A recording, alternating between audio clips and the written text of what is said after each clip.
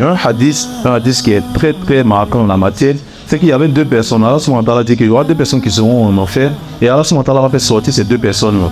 Et il va demander à ces deux-là, qu'est-ce qui vous a amené en enfer? Ils vont expliquer.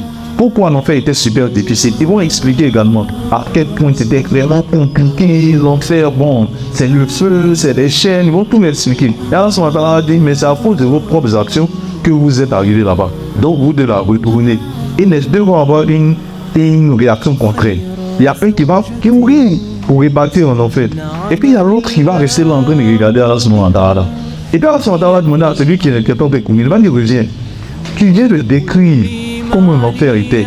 Mais là, je te demande de rebâtir en enfer, puis tu cours même pour partir. Il va dire, oui, Allah subhanahu wa ta'ala, toute ma vie, j'ai passé mon temps à te désobéir.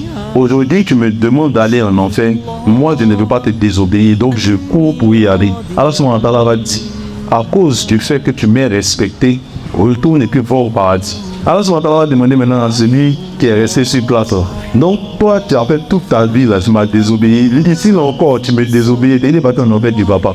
Et il va dire, Allah subhanahu wa ta'ala, moi, je pense que ton miséricordieux qui nous avait sorti, tu m'as dit de décrire l'enfer.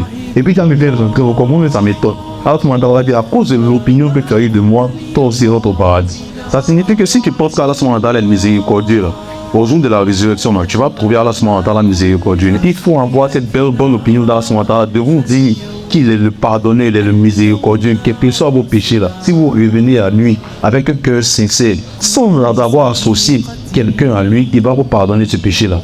Donc c'est très important de comprendre que quand tu dis Allah subhanahu wa ta'ala est miséricordieux, il faut avoir cette conviction là. Il dit dans la sourate Al-Ahzab, il dit aux mes serviteurs qui avaient commis des excès à vos propres dépriments, ne désespérez jamais de la miséricorde d'Allah. Celui qui désespère de la miséricorde d'Allah, c'est un pécheur.